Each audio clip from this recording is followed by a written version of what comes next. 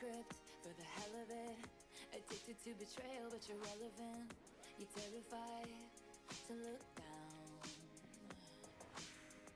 Cause if you dare, you see the glare of everyone you burn just to get there.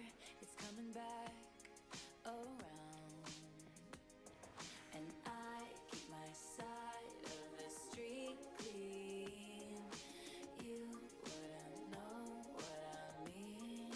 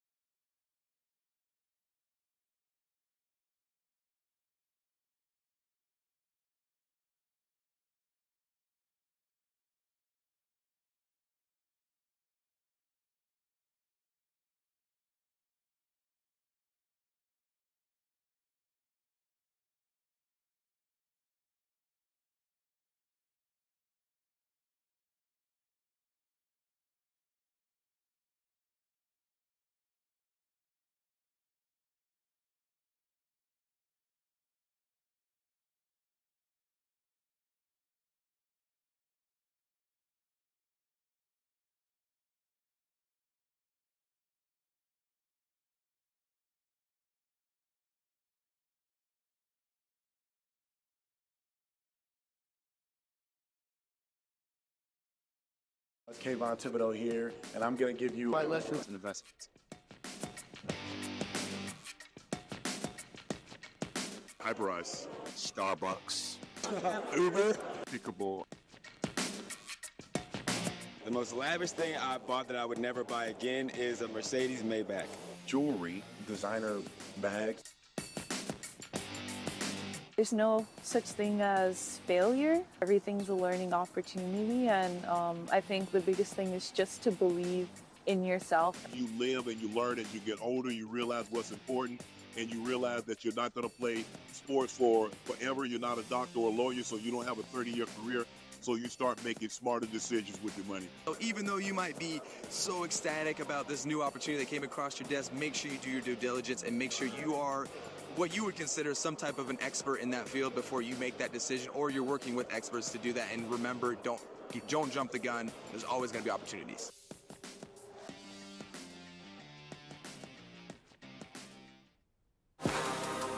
Please welcome to the stage Bloomberg's Jason Kelly.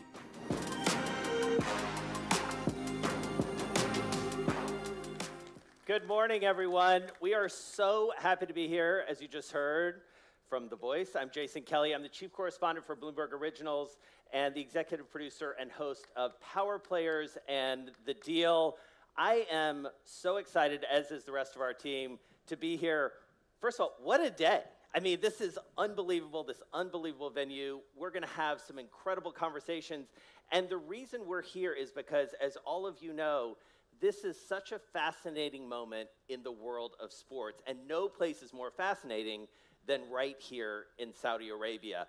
You might have heard there's a little race going on this weekend. That's part of the reason we're all here. But it's not just Formula One. It's not just racing that has captured the imagination of so many of us who are looking at this country. It's golf, it's football, it's cricket. It's so much more as we think about the world of sports. We're going to get into all of that with a lot of interesting conversations, starting off with one in just a second with Susie Wolff and Zach Brown. I'm really excited to get into that. But before we do that, I want to go through a little bit of housekeeping. That's part of my job. We are very active on social media. Hopefully you've seen a lot of what's going on there. The hashtag, as you see right there behind me, is Power Players, so feel free to jump on your socials and talk about what you're seeing here. We're excited for you to do that. We also want you to be part of the conversation. You will see a chance with this QR code to be a part of the Q&A and also polling. So we're going to be asking your opinion about some of the things we're going to be talking about. And in fact, let's start off with the first poll just to get you warmed up a little bit. So the question is, which sport will grow the fastest in the Middle East right here over the next 5 years? And here are your choices. Is it going to be boxing, golf, Formula One, or soccer? So put in your votes, and Formula One off to a quick lead. Shocking, given what's going on. So everyone just thinks Formula One. This is dynamic, I believe. Oh, it's moving around there. Boxing, we're going to talk a little bit about boxing and MMA later. Golf, obviously top of mind for lots of people. And football taking a strong lead. Sorry, Zach and Susie. Sorry, especially Zach. Football. We're going to talk a lot about that with the Vice Minister of Sports coming up. So that is where we all land. So football with a majority. Okay, we're going to revisit some of those topics as we go through the rest of the day. I do want to, before we get started in the program, acknowledge our participating sponsors, Numeraba, the Saudi company for artificial intelligence, and Vacheron Constantin. In particular, a huge thanks to our partners, Shark, which is an SRMG company. You're going to be hearing a lot about them later on. And with that, to really set the tone for this, I would like to invite to the stage His Royal Highness Prince Khalid Al-Faisal. He is the president of the Saudi Automotive and Motorcycle Foundation and chairman of the Saudi Motorsports Company. What a perfect way to kick it off. Your Highness.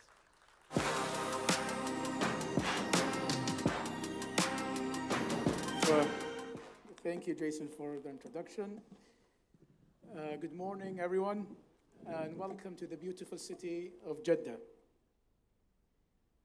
I'm so happy to see everyone here during such a magical time, and where the beauty of the setting is only matched by the energy of the race weekend.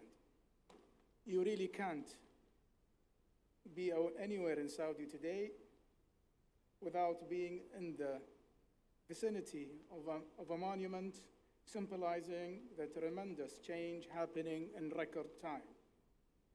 Not least the circuit in our backdrop, the fastest street circuit in the world, around which an entire development was built, including this very yacht club, was built and is flourishing. Before our eyes, an ecosystem of ambition, opportunity is sprouting, paving the way to success for those with discipline to prepare, the drive to compete, and the tenacity to endure, fueled by youthful energy, agile and nimble. We are truly happy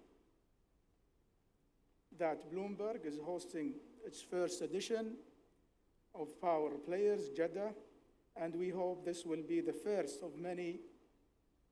Today's summit gathers influential voices from the sporting world to discuss the business of sports, from investments to technology and from innovation to regulations. The dynamic program today offers us all a unique opportunity to share knowledge, exchange insights, and envision the future of the industry.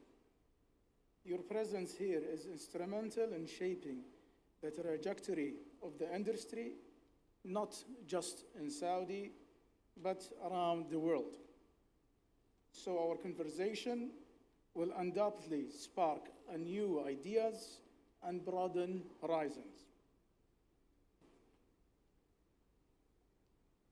I would like to thank the Saudi Research and Media Group and Ishraq Business for facilitating this event and to providing a forum to exchange thoughts and ideas, harnessing the power of conversation. And I would like to thank Bloomberg Media for developing this exceptional IP and for choosing to be part of this exceptional story that is being written in Saudi Arabia. Thank you, and I wish you a wonderful time. And it's going to be tough for us to compete with other sports, but in the end, we're all here to showcase the capability of Saudi Arabia and how important is the sports to our economy, to our vision. It plays a big role in the Vision 2030. We've seen a lot of events happening in Saudi Arabia, and it benefited a lot our economy. And we welcome you to Saudi Arabia, and hopefully we see you again in the future. Saudi Arabia is the land of opportunity, so please share with us your passion, and let's all offer something unique in Saudi Arabia, the land of dreams and hopes. Thank you.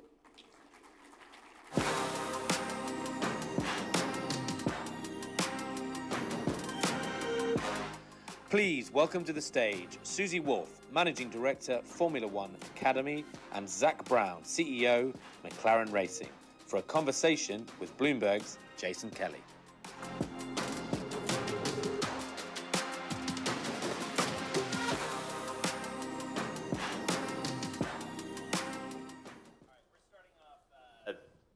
I'm here. Can you hear me? Great. All right, so I know I'm not supposed to play favorites, but when we think about what's going on in this sport, what's going on this weekend, we really couldn't have two better people than these two, some of the most important voices in the sport right now. Susie Wolff of F1 Academy, obviously, and Zach Brown of McLaren. Let me start off with sort of a broad question, Susie. What's your state of mind sort of going into this? This is a big, big season for F1 Academy. I would dare say for the sport overall. So how are you feeling? What's the vibe? Well, good morning, everyone. It's a really big pleasure to be here. I've got a little test for the audience that can give me a good insight. How many of you know what F1 Academy is? Wow. That's quite a few hands. We're off to a flying start. No, it's a really, really big weekend for us, and such an honor to open our season here in Jeddah. It's obviously quite iconic because we're opening our season. We are a female race championship, for all of you that don't know what F1 Academy is, that's trying to nurture talent. But I think to open here in a country where just 6 years ago women couldn't drive, that really shows incredible progress. We also have a Saudi Arabian female driver on the grid this weekend in our wild card. And sometimes in life, you have to see it to believe it. And we are out there to show that this sport wants to provide opportunity to women and wants to make the sport more diverse in the long term. We also have International Women's Day tomorrow. So really, it's a perfect platform for us to get started. And so, Zach, you come into this weekend with your own hopes and dreams, week 2 of the season. How are you feeling? I mean, last season was a really interesting one. Started off, pun intended, sort of slow and then really accelerated. How are you feeling coming in now? What's the state of mind for you and the team? Well, first of all, good afternoon, everyone. We're very excited.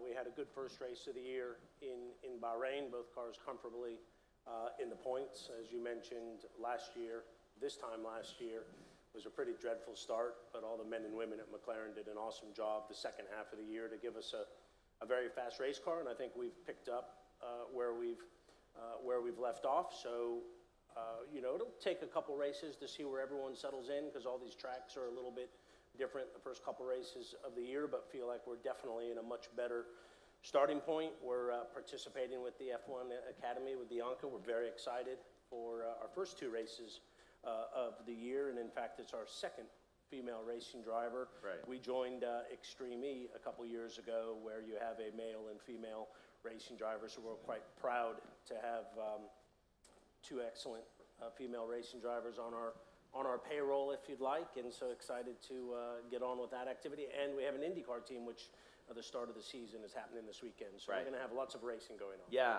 and so let's talk about this place if we can for a second.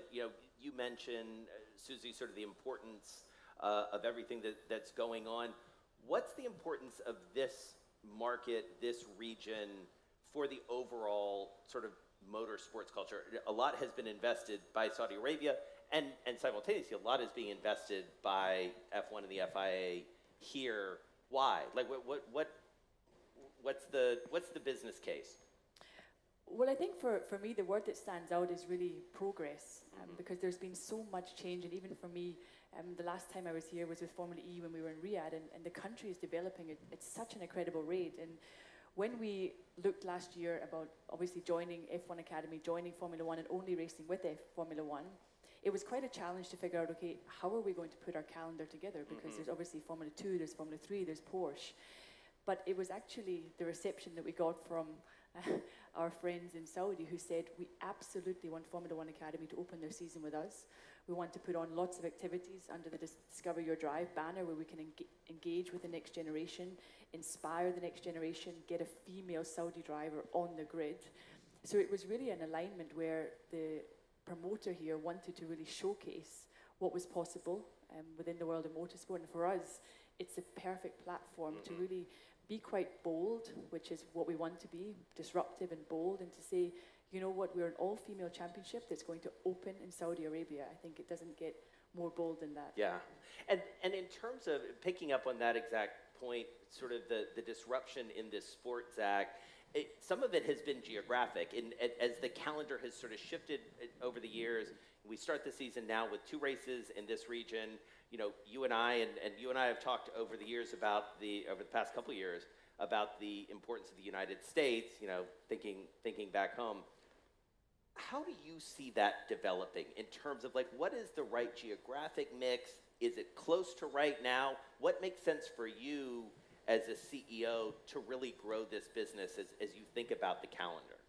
Yeah, I think from a calendar standpoint, we're maxed out on the amount of races we can have on an annual basis. 24, I think, is absolutely the limit. I'd like to see us get into some rotational races because we have a lot more demand, and I think we want to fill that demand. We want to continue to grow the sport, but I don't think you can do that by going to 28 races. I think maybe you lock in 20 permanent races, and then you have 8 that rotate, so you race 24 times a year, but you're in 28 markets. I think the calendar now, I think everything that's gone on in the Middle East around Formula One and sport has been absolutely awesome. It's a very young generation, and it's a very emerging market. It's a very vibrant country and territory. I think a lot of e-commerce, I know from our partners, are very interested in doing further business in the Middle East and Saudi as it continues to develop. I think sport's a great way to bring people together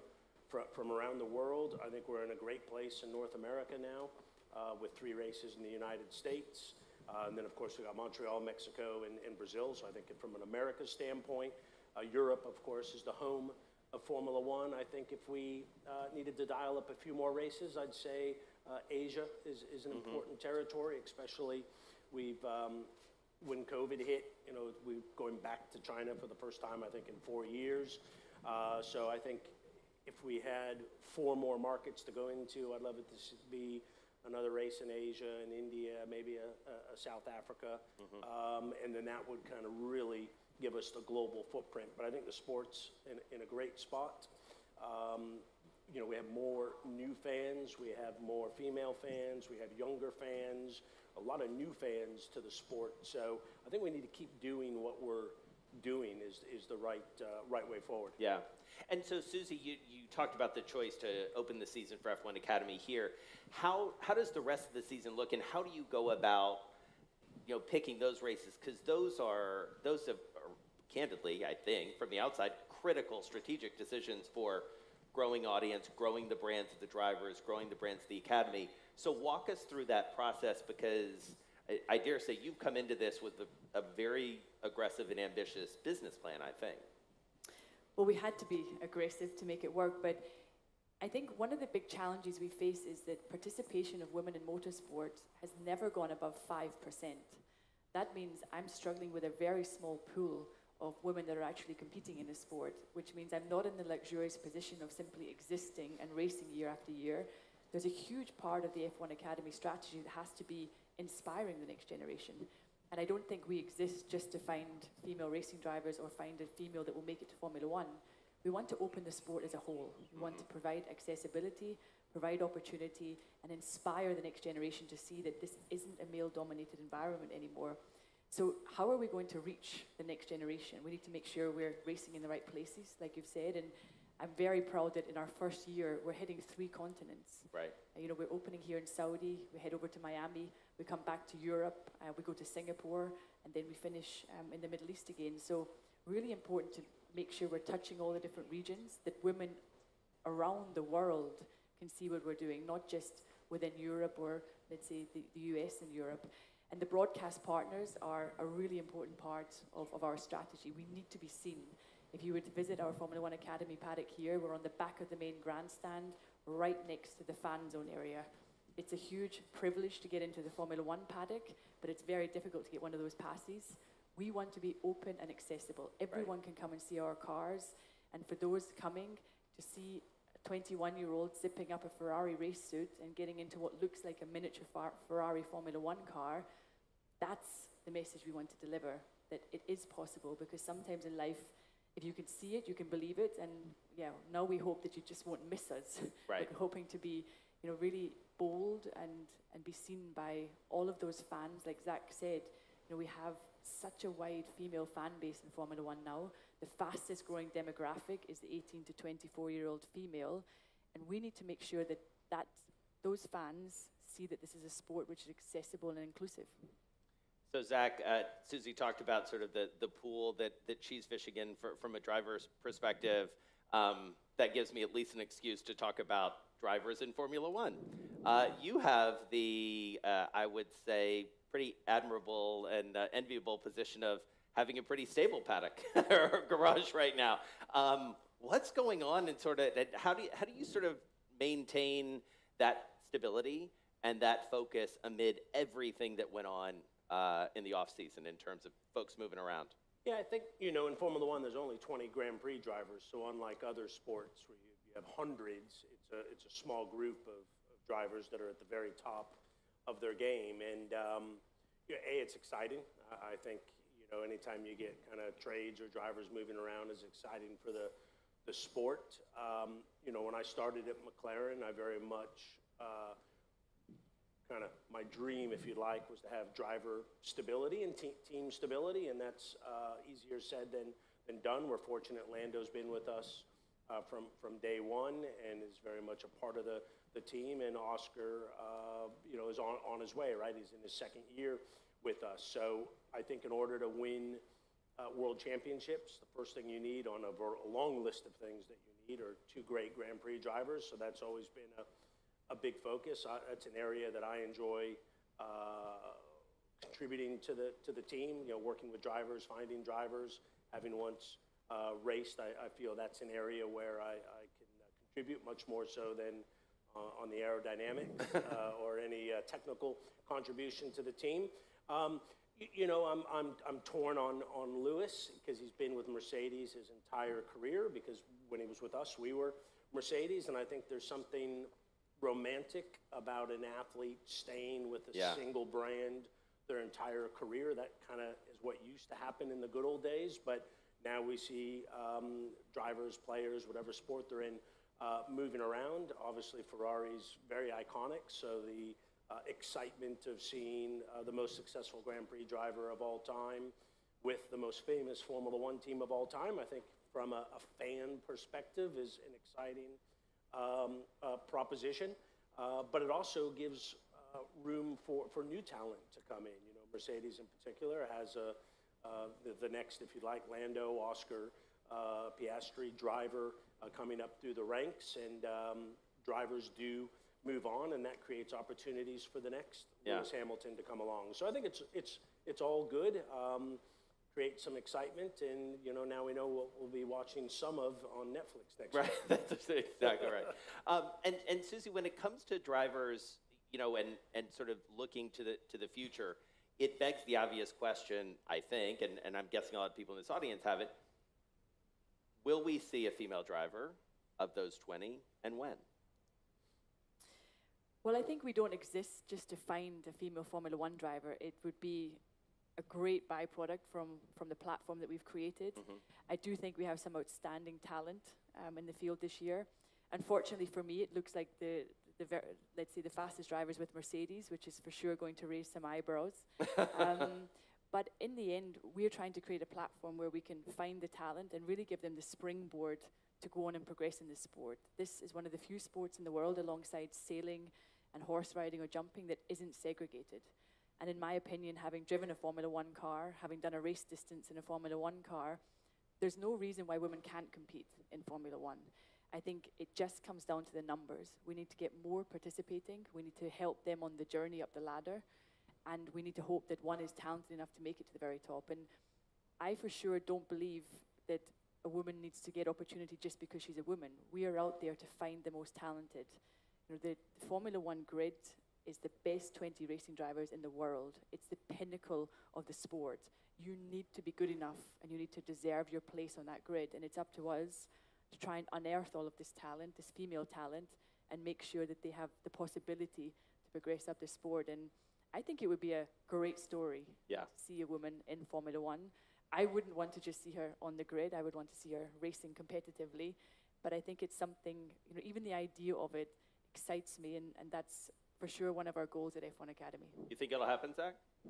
I definitely think it'll happen, and I think kind of building on what Susie said, and I think this is what the F1 Academy is doing, and we have a lot of initiatives at McLaren, like 60 Scholars, where we took 60 females around STEM, age 18 to 23, to give them an opportunity to be involved in McLaren in more of an engineering STEM capacity. I think what we need to do, which is what we're doing, is we need to raise awareness, because for every Lando Norris or Lewis Hamilton, there's thousands of drivers that wanted to be Lando Norris and Lewis Hamilton. And as you come up the tree, it's just very, very, very difficult. So what we need to do, which I believe we're doing right now, is creating awareness, excitement, showing people that there's a path to get involved in Formula One, whether it's a racing driver or an engineer or mechanic, whatever the case may be. I think esports plays a big role.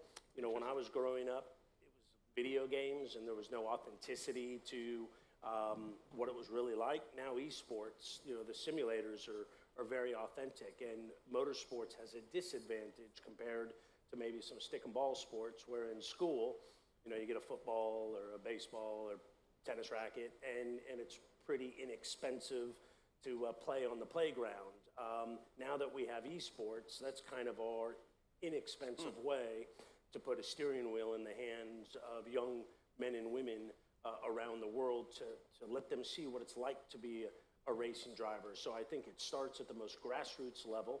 We need tens of thousands of people participating in whatever gets them excited about motorsports. We then need to show everyone there is a path to get to Formula One, whether it's in the racing seat or back at the factory or on the pit crew. It's going to be a journey to get there, but I think we're taking the necessary steps to show we're a very inclusive sport. There's plenty of opportunity, but we need volume of activity, because whether you're a top-line engineer or driver, very few make it to the top. So you need a volume of activity at the grassroots level, and I think that's what we're all collectively doing, is starting to provide these opportunities. And when it comes to opportunity, you know, Susie, it does feel like we are at a fascinating and catalytic moment for women in sports, not just in your sport, but if we think about what's happening, especially in football in England, more broadly in Europe, certainly in the United States, more investment coming. Why do you think that is? I mean, is it just it was a matter of time, or has there been something that has catalyzed that in your mind, that you know, media rights are now starting to come in, new sponsors are coming in? What happened to candidly make that finally occur? It's been super interesting for me to follow the growth of women's sport outside of motorsport, because I think the world changed. The world changed. There was a huge movement a few years ago that really tried to express more equality for women. Women wanted to stand up and have more, let's say, power at the table. And I think that started a movement where a lot of sports said, okay, we are missing out on a huge part of the audience, our potential audience. And I think women have also seen that there's a lot more opportunity in sport than there once was, particularly in male-dominated sports. Now you have most football teams having a women's football team. Right. And that is a huge, I think, value addition to the teams.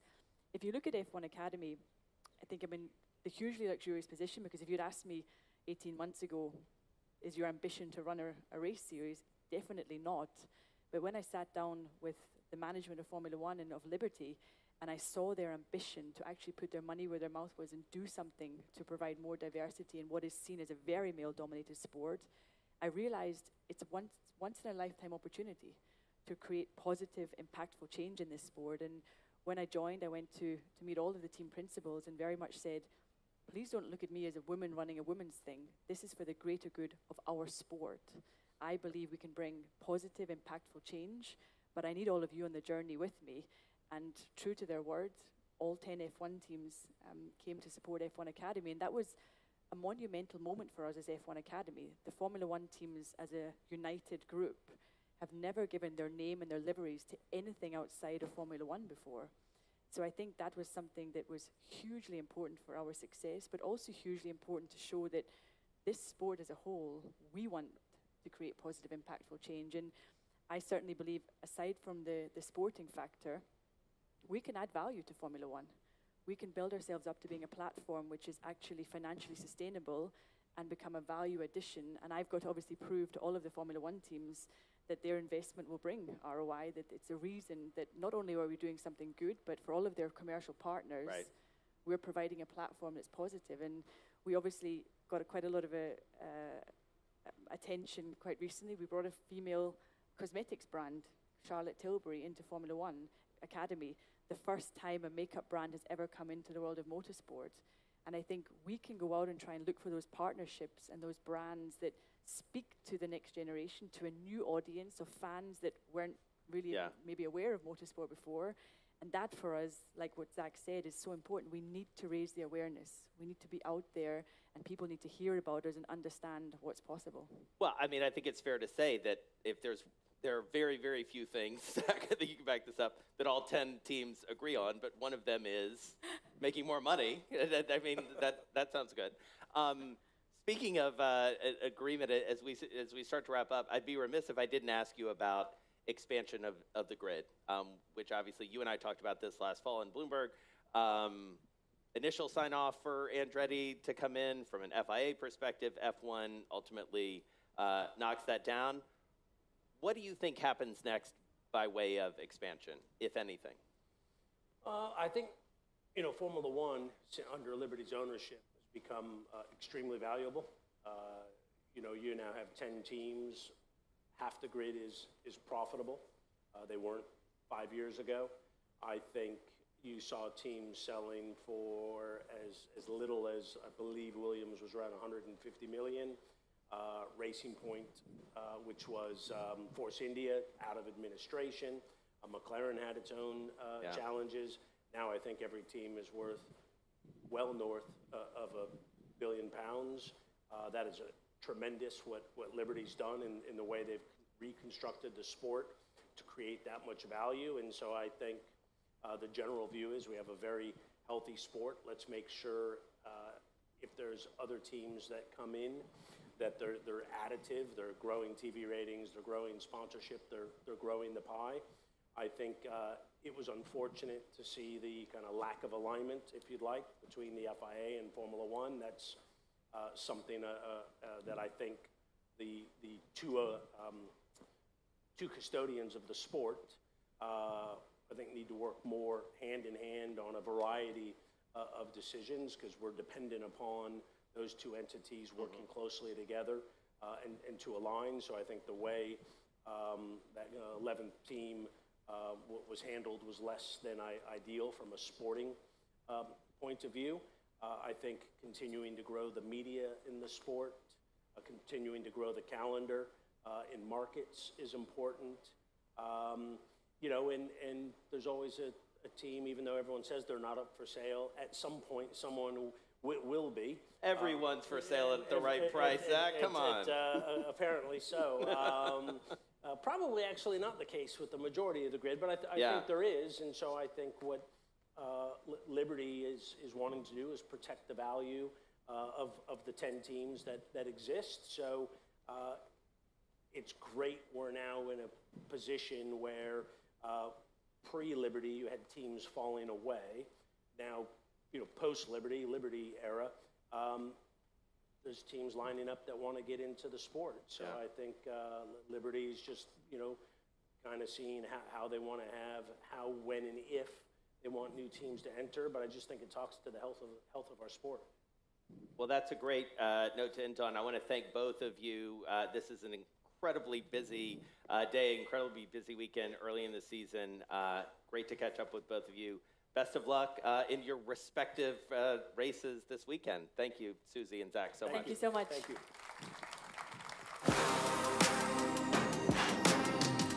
All right.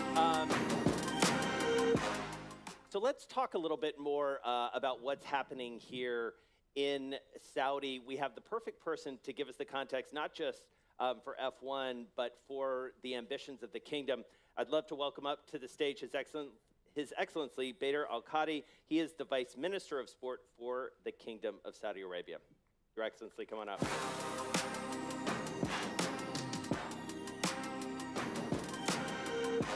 Great to see you. Have a seat. All right, so, well, thank you for doing this. I know it's a very busy time going on here. It's incredible, the magnitude, I think, of what we see happening here. Give us a sense from your perspective of why this is, racing pun intended, accelerating so much at this moment. What's the ambition? Where does it come from? Thanks, Jason. Thanks for having me, and welcome everyone to Jeddah. It's a pleasure to have you all here. Well, Jason, as you know, the leadership of this country is leading the Saudi vision of 2030. This vision improves lives and work on quality of life among different spectrums. And we at the Ministry of Sport are leading the national sports strategy, where we focus on growing our people, opening up to the world, and investing in sport. All of this gives us a return to reinvest again in sports and grow it further. And so the domestic ambition has been massive. I want to spend a few minutes, if we can, talking about football. We just talked a lot about racing, and maybe we'll get back to that, and obviously that has captured the attention of a lot of people in this room. But I also know a lot of people in this room are huge football fans, and no one has been able to ignore what this massive project that you're undertaking. Help us understand this privatization that has been happening. What happens next? I mean, we've sort of seen the fruits of it so far. What's the next step? Well, privatization is very dear to my heart as a project to start with. Basically, this project, maybe first time has been spoken about was 20 years ago. You know, with the decisions that have been made over the last, say, 16 months, with a very focused plans toward privatizing the club and opening up the league to investors from the local and the international markets. We have seen PIF investing in the top 4 clubs in Saudi in terms of popularity, but we also have other entities investing in clubs and at different stages of the or divisions of the league. I would say that we expect to have another wave of privatization coming up soon, and that gives us, you know, opportunity to make that investment we're doing in sport a sustainable investment, an investment that gives us a return to reinvest again. And so, as you've gone through that project, because as you say, I mean, this has been your baby. I mean, you've really been a chief architect of this. What has surprised you the most about it? Like, what really, as you think about these very intense last 16 months, like what surprised you? Well, honestly, I'll tell you the appetite we have seen. Appetite from a commercial aspect, people interested to invest in this sport. Today, we can see the Saudi League broadcasted in over 160 countries. And we have a title sponsor. We have many investors in many different ways. We're opening up as well now the naming rights of the stadiums. So as you untap or as you tap on one opportunity, it opens up another opportunity throughout the streamline of investment. And why do you think that is? I mean, is this just, I mean, football is the most popular sport in the world. That obviously has something to do with it. But what else is sort of driving that sort of economic, almost a macroeconomic interest, as you say, across so many sectors? As you started and said, when you said that football is one of the most popular sports, and in Saudi in specific, football is the #1 by far as a sport, and that's why the demand is there. Yeah. So we're just repackaging how the game is being played and and monetized, and opening up this as an investment opportunity for everyone. And it's not only in Saudi, but the rest of the region as well is looking at Saudi and what's happening here when it comes into privatization. And when you look at, I know everybody in this room and watching is, thinks about developing the fan base and developing, sponsorship and things like that. How are you working on that angle, especially the fans? I mean, growing the domestic league, but also, the most popular soccer teams, football teams. Sorry, I went very American there for you for a second. They are able to tap this global market. So is that by way of players? Is that by way of ownership? Like, how do you capture that broad football fan? Well, the wave of players that have came into Saudi in the last summer was a big bang, let's say, in terms of the interest of people looking at Saudi. And I expect this to continue over the coming, waves of transfers. But we are not only focusing on attracting players to come and play in the league, but also growing our different age groups of players, investing in academies, and enhancing the experience of the fans as they come and open up for tourism. We would want to ensure that people come from abroad to come and enjoy the football of Saudi Arabia. I'm glad you mentioned tourism because, one of the things that obviously becomes a massive catalyst for football specifically is the World Cup. We've seen this in many countries. Back in the United States, we are expecting a massive sort of soccer boom when the World Cup comes there. Tell us about the strategy around the World Cup. That's something else that you've been involved in. How important is that to sort of, to use the investment term, sort of consolidating the gains that you've made in football so far? Well, let's remember that it's the Saudi Football Federation is the one that is leading that bid. And today, within the vision of the country of 2030, there is a huge investment been done in the all infrastructure aspects, whether it's hotels, it's airports, it's infrastructure, it's all over around. And that sets Saudi very much ready to host such a global and a big event that attracts tourism and people coming around from different parts of the world. So I think that, having the World Cup hosted in Saudi is a natural, I would say, outcome of Vision 2030 in terms of what's doing. Obviously, we are bidding. We're still at the bidding stage, and we hope that we will win the bid. Right. And so I would be remiss if I didn't talk to you about Formula One a little bit. We literally can, as we're sitting here, I think see at least some sliver of the race course. This has, been transformative, is my understanding, for Jeddah. In the next few years, likely the Saudi Arabia GP will move to just outside Riyadh. Talk about the importance, if you can, of motorsport. We heard from the chairman earlier, His Royal Highness talking about that all of the mechanisms of that economically. What has it meant for you as you look at the sort of domestic opportunities, the sort of F1 of it all? Well, speaking about F1 and Prince Khalid being here is, he's the guy to tell us more about it. But honestly speaking, F1 is a great sport. Motorsport in general, being an industry that is competitive, it's into innovation, it's into, high entertainment and engagement of fans and so on. And yes, saying that it's transformative for Jeddah, I agree. I'm a citizen of Jeddah, and this area have transformed big time with, I would quote His Excellency Ahmed Al-Khatib, the Minister of Tourism, with the first Formula One he tweeted. And he mentioned that, hotels are fully booked, restaurants are fully booked, car dealers are sold out for renting cars, and the whole city of Jeddah was just booming with what's going on. So it became an annual event, and today we see, I'm avoiding phone calls for tickets and people asking for that because it's all over the place. I'm sorry for that. And so what do you think, I was speaking obviously with Zach and Susie about this. I mean, this region has become so important to motorsports.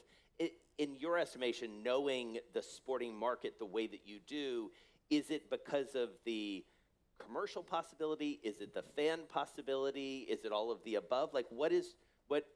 You sit on the other side of it than they do. What is it that is so attractive about Saudi and the region for motorsport? Well, I think the region is attractive overall, not only on sport, not only on motorsport, but the growth that is happening on this region and the investment that has been done in the region is what's making it attractive for hosting such events and ensuring that we monetize and maximize the return on investment that we're doing in the country here. Right. And so to that point, I'm glad you said that because there is this sense, we have a lot of investors in this room. Sport, and we're going to talk about this later in the private equity discussion, has become, for lack of a better term, very investable. It feels like. Maybe it wasn't 20, 30 years ago. Does it feel like it's a good investment at this point for this country? What's the vibe? Well, is it a good investment? My answer to you would come to look at our people. We have seen a massive increase in mass participation, triple the percentage of people active and participating in sport. Today, this part of the world, in Saudi Arabia in specific, 30 million or 20 million people are below the age of 30. Right. And that young population would want to be a healthier one and more active, enjoy the quality of life. So definitely such investments helps us in growing our people, opening up to the world, and investing in our economy. All right, so take us inside. Give this group a little bit of a sense of what's next for the Ministry of Sport. I mean, obviously you have a lot on your plate when it comes to football, but it's not limited to football. It's not limited to Formula One. Tell us about something else that you're working on that you're especially excited about. Well, one key project that we've been working on for years now is launching the National Sports Strategy. Okay. And that is the umbrella of everything we're doing in sports. We have more than 97 federations, and each federation has its own strategy. We have the football, where football itself has a national football strategy. So all of this together coming in a very, I would say, structured manner, fitting with the vision of 2030 toward delivering the ambitions and goals of our people. And is there a sport that you're most excited? I mean, it's probably asking you to pick among your children. Yeah, well, I was looking there and seeing people diving. I dive, but I've never dived in this spot before. Really? And that makes me excited about it. Right, okay. And is that, I believe I saw something you did not too long ago around an America's Cup regatta, sort of preliminary regatta. That also is a big, but is that a personal and broader focus? Well, motorsport in general, being a citizen of Jeddah, is something that interests a lot of us here. And so, as you think, I want to go back to football. I can't get away from football. I'm sorry, and I know a lot of folks here can't as well. You talked about these four. You said more privatization coming. One of, I think, the key things that we're going to talk about through this day is the international and sort of institutional interest in investing in teams and leagues. Yes. You're seeing that? I mean, is that, tell us what you can about sort of the inbound interest for the league. Sure. Honestly, I was very much, I would say, excited during the last FII in Riyadh, where we have seen a lot of investors from the private sector, from Europe and the US, coming and asking us about investing in clubs within Saudi. And today we have the right infrastructure to do this. Right. And I think investing in Saudi and in sport, in owning football club, is a good opportunity that is, opening up for private investors, for venture capitals and others. Right. So this would be, just so I'm clear in the audience, so these could be institutions, these could be individuals Correct. Who are coming in and owning stakes in domestic football clubs. That's correct. Interesting. And so tell us a little bit about you've mentioned infrastructure a couple times.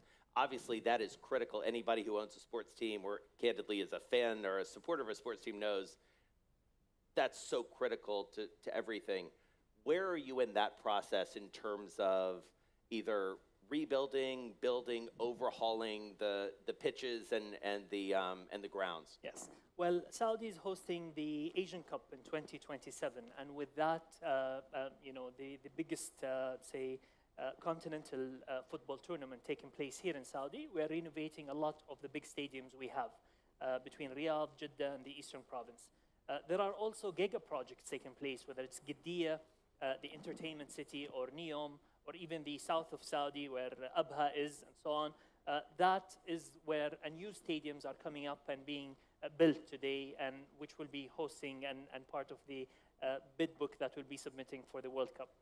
Well, this has been a fascinating conversation for me, and I'm sure the audience. I think we all know about the ambition of this kingdom and for sport, but to actually have someone who's, really both you and His Royal Highness really sort of digging in and doing the work was a real treat for all of us. So I hope you get a chance, probably not this weekend, but to go diving out here at some point. So thank you very much. Thank you for having me. Thanks a lot. Thank you, guys. It's a pleasure. Thanks a lot. Bye.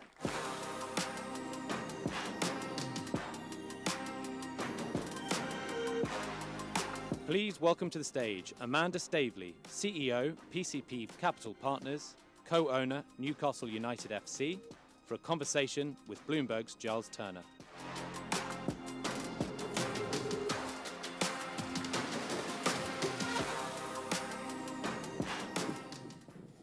Assalamu alaikum, everyone, and welcome. I'm super excited to be talking to Amanda Staveley, co-owner of Newcastle United, in this fantastic venue. And I think to kick off, I've got a nice, difficult question for you before you start getting too relaxed looking at the sea. Now, I read in an article that in your early 20s, you owned a restaurant. I did. And you used to get up early in the morning and go down to the kitchen and pluck chickens for lunch. And now you're a co-owner of Newcastle United. So what I really want to know is, which is easier, plucking chickens or dealing with Premier League footballers? I think dealing with Premier League footballers, they're much easier to manage. No, I did pluck chickens. I did have a restaurant when I was 19. I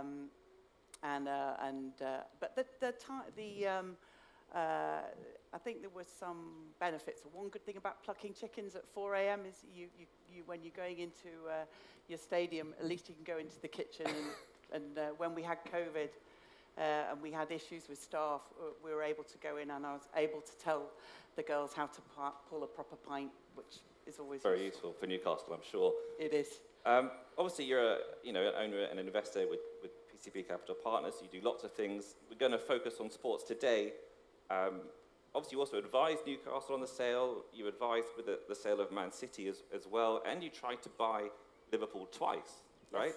Are there any other football deals that you've been involved in that we don't know about? Just those ones, I think. I think that's more than enough. But I think what I'm really interested in is, because over that time scale of trying to buy football clubs, the ownership of the club has completely changed. And what, in your opinion, are they still seen as these toys for rich people, or are they financial assets that people are trying to monetize? And if it's the latter, how are they going to try and do that? They're very much seen as financial assets, and not just financial assets, but there's a whole asset class now that's really emerged through the development of the Premier League. In 2008, the rules, the environment around, there was different rules on ownership, there was different rules on the stakeholders, and then, obviously the growth, the incredible growth of the Premier League, and in terms of the players it's attracted, the media rights that underpin those valuations have attracted a lot of institutional investors. And actually, I know everybody says, oh, FFP, financial fair play, is difficult, but it's actually that regulatory environment that's allowed private equity to come in and invest. And therefore, you've got a huge change in the type of owner in the Premier League against 15 years ago. Do you still believe that broadcast rights have got a long way to go? Because if you looked at the articles that people wrote when people were buying and selling football clubs 10 years ago, they still mention broadcast rights. They mention it every year, but we see them tail off a little bit. Are you still really confident that's going to boost valuations? I think the Premier League, the football is such a unique asset class and yet such a unique product, and that it will always hold its value. I mean, the international rights will continue to grow and develop. I think the way we consume our football will change. At the moment, we've actually forecast the Sky deal almost exactly as to where it ended up in the domestic market. You've got incredible interest in football. How that is developed and whether we ever go to a D2C model in 10 years to come, or a combination, a hybrid model, But to do that, you need a lot of infrastructure. And, you know, we all know it's Bloomberg, you're the best at it. Infrastructure needs a lot of investment. Just on the valuations, I've got to ask this question. Like, you bought Newcastle for 400 million. 300, dollars, yeah. Okay. So what do you value it at now? Give me a hint. I'm not going to talk about that. I might lose my job. So more, right?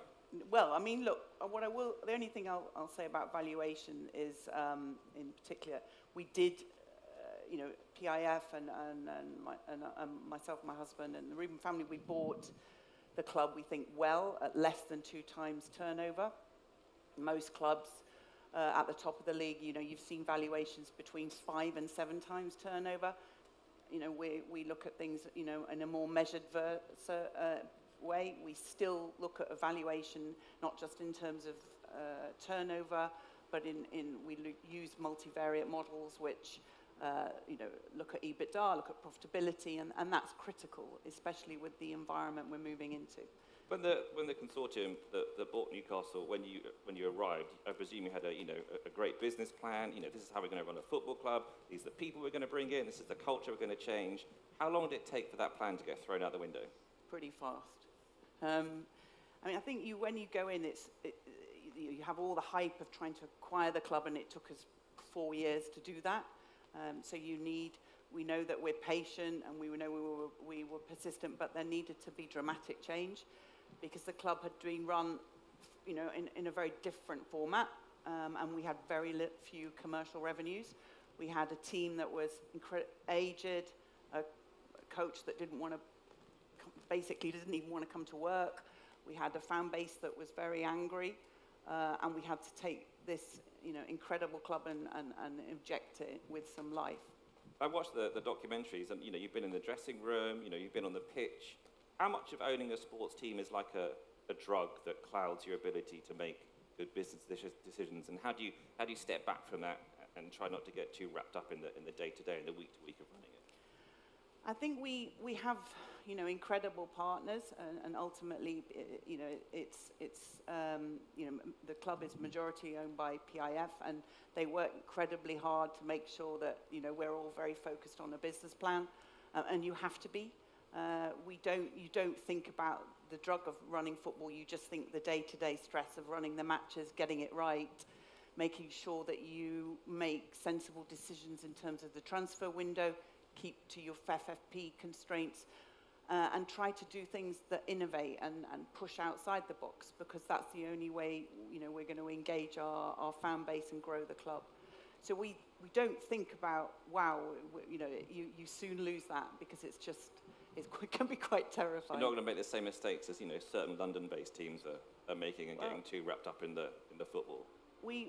You know, we have an incredible coach. We have an incredible team.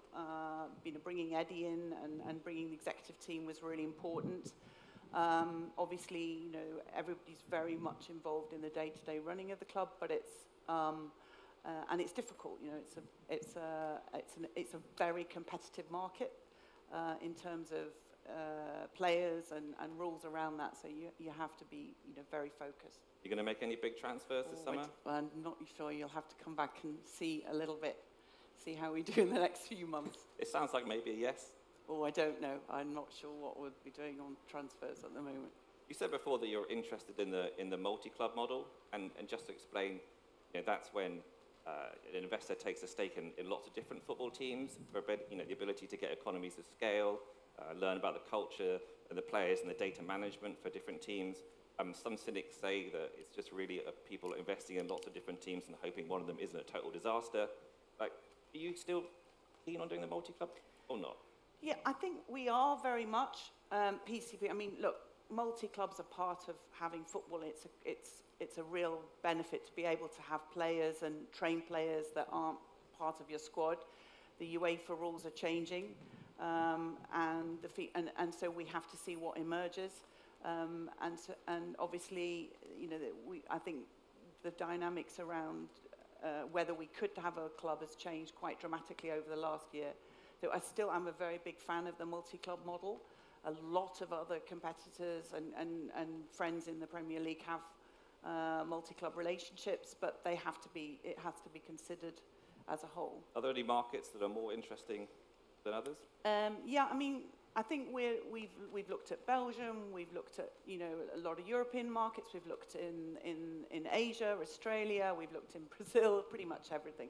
We've looked at every market to see, you know, and getting players into this, you know, through our academy system and through that multi-club model would be very helpful in terms of, you know, allowing us to buy and have players part of our journey earlier on. When you walked into Newcastle United for the first time, did you have any idea that the success of the women's team was gonna happen? I mean, you've had 20,000 people watching a game, which is incredible. Like, did you expect that? No, not at all. I'm delighted the women have done so well. You know, they came up. It's really hard. We had to start from League 4, and you can either go. It's one up, one down. So there's no and the bottleneck's so difficult to get promoted. We got promoted in our first year. We're top of the next league now, and the women work so hard. What I've been amazed at is they've been on quite a similar journey to the men. They have the right chemistry, they're hardworking, they're brave, their football has improved dramatically. We create a really strong narrative around their journey, and we try to engage the community and say, look, we really appreciate, you know, if you support Newcastle men, you support Newcastle women.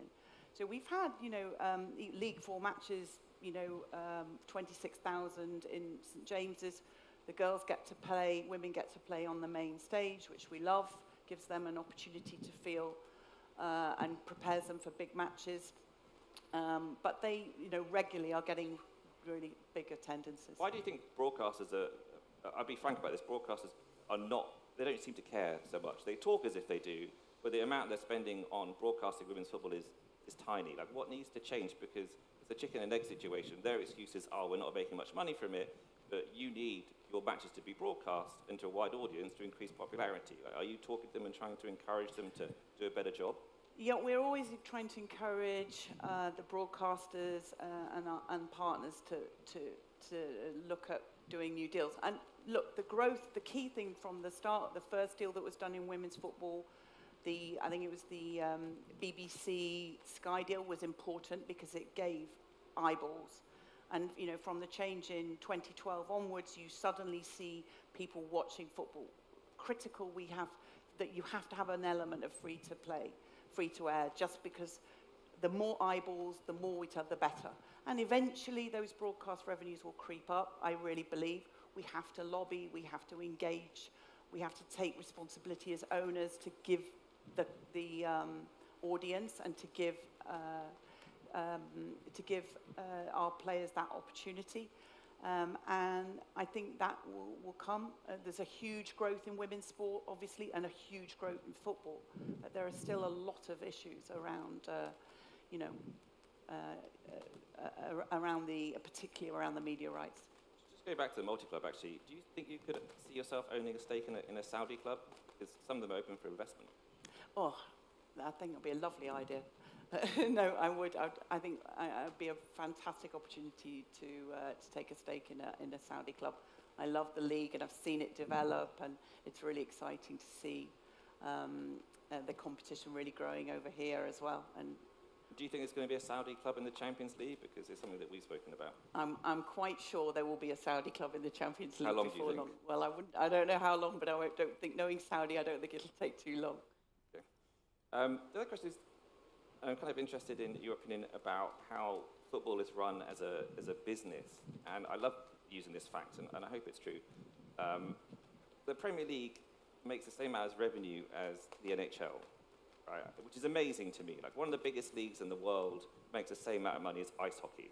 Yep. And I think I'm all right in thinking there's no ice hockey fans here at the moment, right? And no disrespect to it, but it doesn't seem to even be, they shouldn't be on the same page. The Premier League should make much more money, and it doesn't. Like, do you think it's run well as a business? I think we all have to do more to make sure that we grow our revenues. I think there's been a much more focus from the Premier League owners to make sure we grow our commercial revenues. And our media, and as a product, we should be much more aggressive There is a regulator coming in, and there's much more focus on sustainability. Sometimes when you over-regulate, you can slow growth, and I think we have to make sure that we get the right balance between the right regulatory environment, the right rules, and the right financial fair play, the rules that promote growth. And that's the only way you're going to get great football. And actually, the one thing about the last few seasons in the Premier League is any club can win. Any club can win any game. And that's good. That means you get some incredibly exciting football. So we have to provide great product. I'm a big advocate, I know, of getting allowing media into our dressing rooms. We've been quite brave with that because we weren't a big club, so we had to go and tell our story. And I think the more we engage our audience and involve them in our journey, the more that revenue will grow.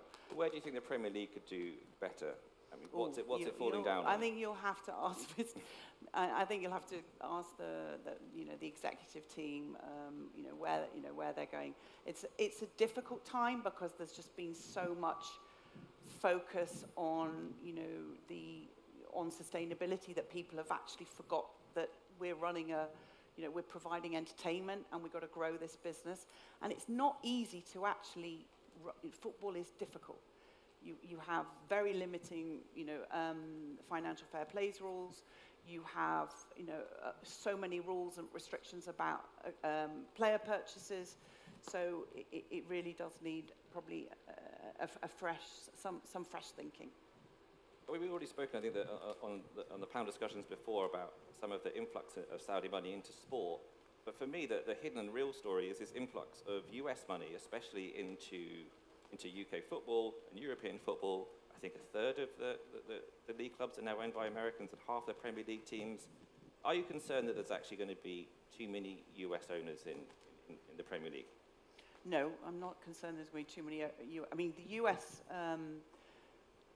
owners have traditionally been very good for the Premier League. I mean, when we looked at buying, we mentioned I'd looked at buying Liverpool 3 times. I think one was when Mr. Gillette was running it, and then obviously when Tom and John and the FSG team, and they've done an incredible job growing an incredible club. And I think what I like about it is that US is such a big market. We need to attach that market more. But there needs to be a balance of all owners, and when you get a balance of, a lot of people say, oh, well, there's a lot of Saudi influence into sport, but actually, proportionately, it's very small when you compare it with the amount of US ownership. But we have a robust group of owners at the Premier League, which allows for good debate, and it's helpful. Do you think it's just because it's an American, it's a cultural thing? Because I'm sure if it was 10, if half the Premier League was owned by French owners, our tabloids would have a field day, right? And there'd be protests on the streets, right? Is it just because the US are better at owning businesses in sports businesses, and they manage the teams better?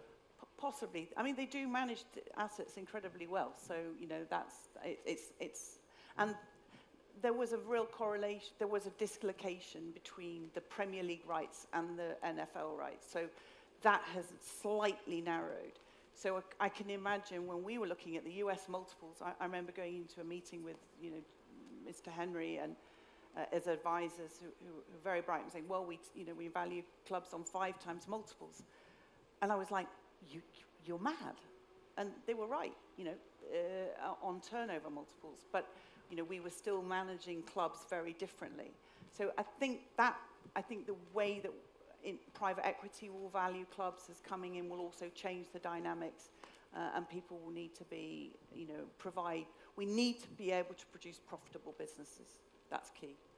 Just moving away from football, because we're nearing the end, and we can hear the Formula One going. But do you think that you might end up trying to look at a stake in a Formula One team at some point? As PCP, my husband and I, we looked at Williams a few years ago, and we were really excited. We saw a lot of similarities between Williams and Newcastle, and same. So we've looked at quite a lot of teams, and it's such a great, it's such a great business, and so proud to be here today. So we do love Formula One. So what's stopping you getting over the line, do you think? For Oh owning a well, stake? we're not. We're far too. I think we're too busy on Newcastle at the moment. But we have looked, definitely.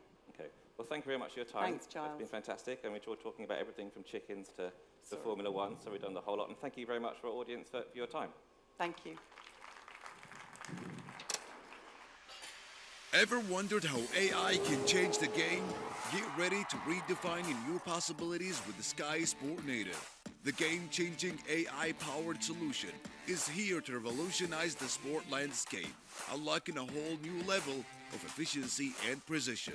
Elevate the game strategy, fuel players' performance, discover future athletes, and amplify your fan experience. Stay ahead of the game.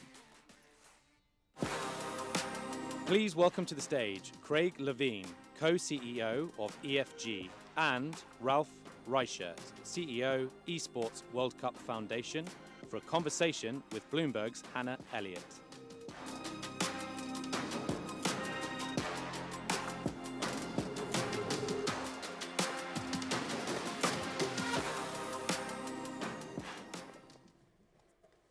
So, here we are.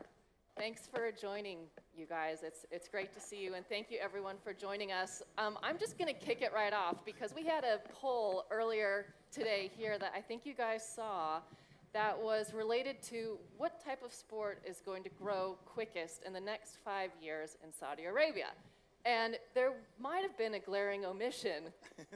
You guys probably thought there was. Esports were not listed in the options. So how does that make you feel? Was it a surprise? And where does esport fall in the list? It has to be a technical glitch. Right? It must be. That's the only thing I can come up with, Craig. I mean, yeah, I think it speaks to It's still very much a generational divide, right? The generation that grown up with video games and have become fans of esports, and those that haven't. And no offense to the esteemed audience, probably perhaps more in the latter here. So I think really what you see with esports is it's a sport of the digital generation. And even you heard this morning, right, Zach talk a little bit about accessibility, and you heard in the morning session, right, a Formula One Academy talking about accessibility. And I think when you actually dissect the numbers in the audience of video games and esports, there's an incredible amount of momentum and upswell that's happening. And now with things like the Esports World Cup, the announcement, it's going to start taking that center stage and probably helping to remind people of a few new things.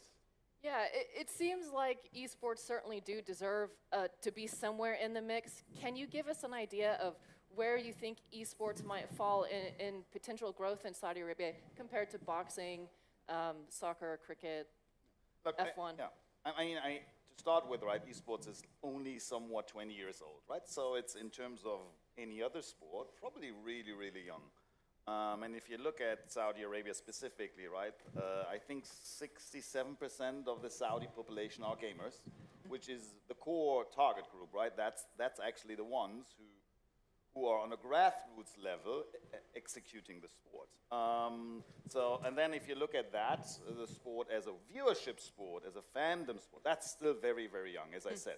It's overall 20 years and really gotten big. 10 years ago, 10 years it started in the Western world and in Asia to fill stadiums. And now it only really started here 3-4 years ago to be a spectator sport, to have the best players in the world coming here. So we're still incredibly early in the life cycle, and that makes it even much easier to be the fastest growing one, because the base is a little lower, right? I like that. So let's go back a little bit. You mentioned, esports has been around for 20 years or so, but the roots are in the 70s, we could say, maybe if we want to stretch it that far. What do you think people still need to understand about esports that has hampered its growth, even though it's still quite young? I mean, the typical thing is you need to try something to understand it. People usually don't understand by observing. It's same like driving a car. You can watch people drive a car all day. Doesn't mean you can drive one, right? So, and with esports, if you have not played video games, it's probably a mythical thing, and you will not understand, A, why someone is playing, and B, why even you would be watching. So a little bit like what Craig started with, it's a generational divide. Once every generation has grown up with video games at scale, that question goes away itself. Yeah, and I think exactly to that point, it's sort of that first generation of gamers that have now become parents, in the same way that sports allegiances and sports affinities are typically passed down generation to generation, are the same starting point now that esports is happening. So very much to Ralph's point, right, this is the beginning of it all. As much excitement, as much headlines might have come and gone and faded or reemerged, it's hard to incubate and to accelerate fandom other than to create a platform for accessibility, storytelling around the stars, and the engagement. And all of those things are happening. And as Ralph said, if you haven't played video games, it's probably never going to understand what it is and watch it. But the good news is that everyone growing up and being born falls into our audience now.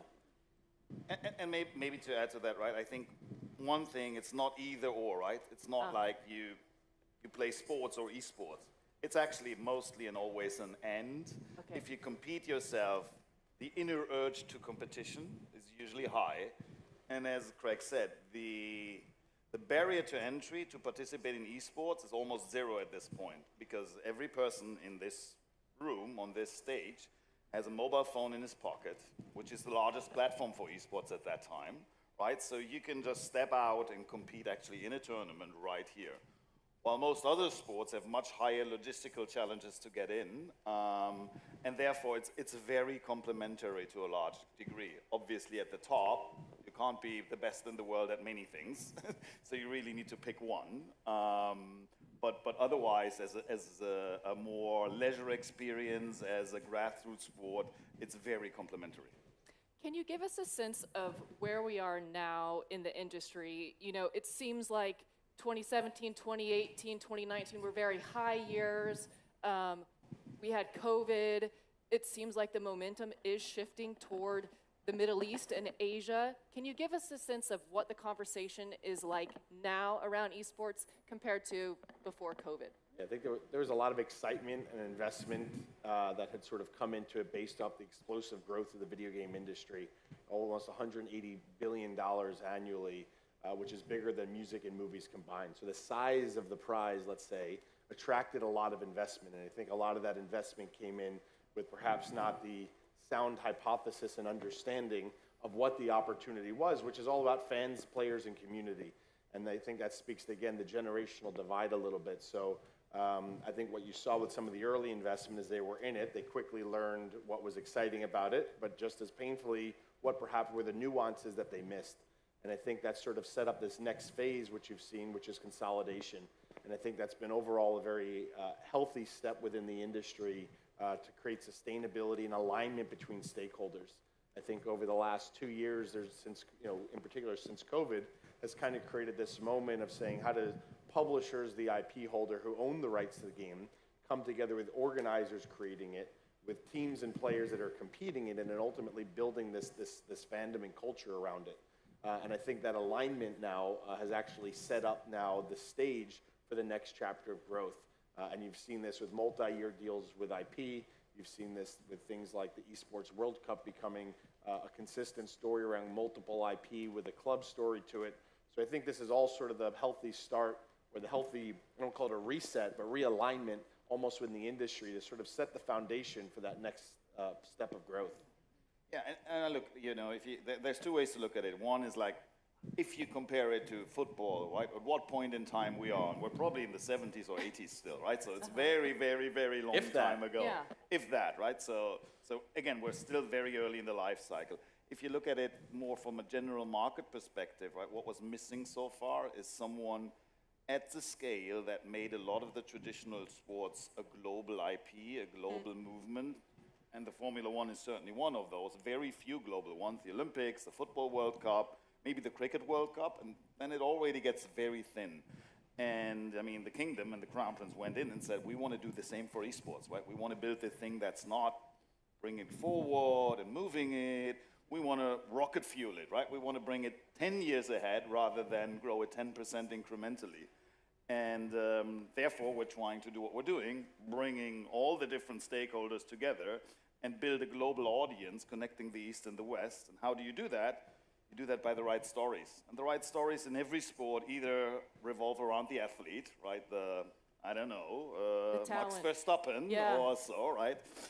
In a good way, driving this, or back in the days, Michael Schumacher's, around the right clubs, teams, whatever you call it, Ferrari. And last but not least, a little bit about the country and pride, although that is very different in esports, because every traditional sport, if you look at it, starts at a very local level and then goes wider to a state and country level. And I've played football myself, soccer, for those who, come far abroad. Thanks for the translation. But, and out of, 100 official matches I played, I think I played 2 against people from other countries, right? So it's actually very rare that you play outside of your very local bubble. And in esports, the first thing you do is actually to play with people from the region, not even your country, right? So borders don't mean very, very, very little and very different in esports.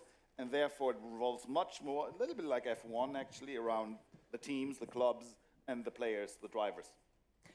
You're mentioning Formula One a lot. Is it accurate to say that you're watching how that championship has evolved in recent years as a model for how esports could evolve, or is that not an accurate comparison? I think you always look around, I think, and draw inspiration from what's been successful and what's out there specifically, and how fan engagement and how business develops. But ultimately, I think there's so many differences to the audience that we super serve, right? Being the tip of the spear of disruption with a Gen Z and almost Gen Alpha, right, kind of audience. Millennials are almost aged out of the core esports demographic, which is wild to think. So I think we definitely look at it, but there's differences, right? When you look at the amount of revenue from a league perspective or an organizer perspective that F1 generates from host cities or traditional football with media rights, the fan engagement model of esports is much more interactive than passive. And I think that creates also the trap that if you too closely mimic the success of other traditional sports, that you miss, again, the nuance of what's different about this entire generation. So absolutely look, in fans of F1 and other successful leagues, but I think also very much unencumbered perhaps by some of the legacy models that have fueled it, which creates the challenge and the opportunity to figure out what's next.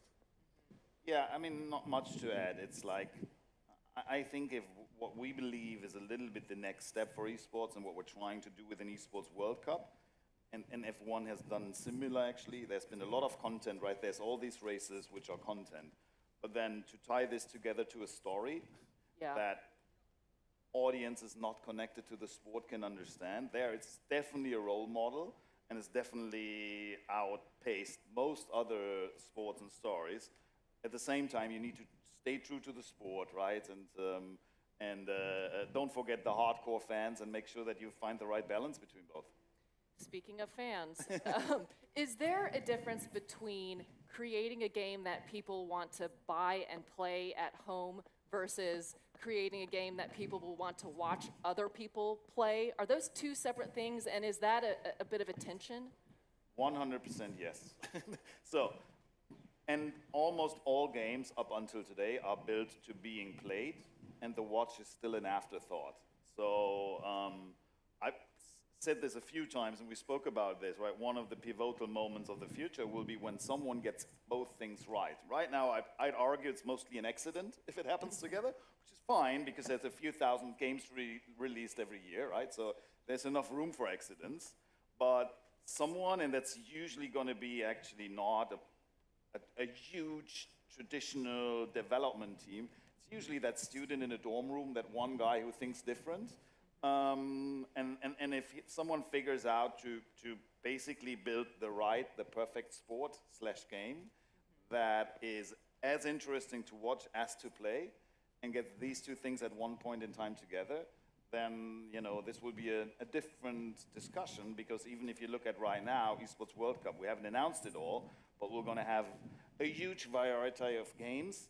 But even those games are successful in different markets and have different audiences, so on and so forth. But there's one that brings this all together, the biggest of all, that will be a funny moment.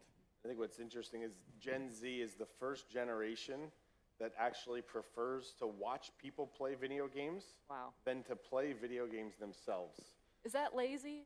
Or is that smart? No, I think that's entertainment, right? I think that speaks to, it's true of most sports, right? How many people here strap into a race car and go on a Sunday afternoon around a track versus how many people are tuning in to watch F1? So I think, again, that speaks to the idea that video games is shaping culture. It used to be that video games, a movie would come out, Spider-Man would come out, and they'd make Spider-Man the video game. It's the opposite now. Super Mario Brothers, The Last of Us, right? These are video game IP that have become multimedia, right? You look at what Disney's done in games like Fortnite, where they've taken the IP of Marvel and Star Wars and others into the video game universe to extend it. So I think it's the opposite of lazy. I think it's just the natural point of passion, and again, speaks to the changing idea of interactive entertainment, of communities, of creators, and again, how new generations are being born with different consumption habits than those before us. And I think that's the risk of traditional sports, is to miss those changes a little bit and to perhaps at times hold on too much to what's taken them to where they've gotten versus figuring out, as we need to do every day, what's going to get us to where we want to be. So my last question, we're in Saudi Arabia, this beautiful building, aside from funding, which is obviously very important, what else do you see Saudi Arabia offering the leagues, the teams, the sponsors? Look, I think it's multiple things. First and foremost, if you come for the first time here, you're like super surprised about the hospitality, the openness, the friendliness of everyone around. Yes. And you think, okay, that's because I'm that one guy who they, been trained to do that or, been briefed, but it's not. If you go out, it's culturally a very open and nice place to be. I think topic number 2, coming from exactly the opposite side, is when we started this 25 plus years ago, right? I mean, we would have told someone, look, the prime minister of the country, the crown prince, is a big gamer. He's going on Fox News saying that to the world and basically saying, I want to make this among the largest sports in the world and supporting this top down on a governmental level, including a national gaming and esports strategy, which is tied into the Vision 2030, including a gaming authority being established, including incorporating the Esports World Cup to try to bring the world together as a non-profit foundation. We would have said, yeah, that's a very cool science fiction story, but not within our lifetime. And now we're exactly here, and that's exactly what's happening. And we're at this point in time, and this is simply just a start. And so, yes, investment is relevant, but the openness and attitude and will to give this a rightful place is, I think, even more important. Yeah, I think also the audience, right? We've spoken a little bit about the young demographic in the country and even within the region, and that makes it a very attractive growth market for the industry. So that's a point of fans, it's a point of catalyst that I think will continue to create new opportunity in the business as well. So I think it always starts with the fans and being relevant and growing the audience. And there's a hungry demographic here for video games and for esports, supported with that strong vision and commitment from the top, I think has created that perfect sort of formula here. Craig and Ralph, thank you both so much for being here. Thank you all for listening. And we can go to lunch now, which is downstairs. Please enjoy. Thank you.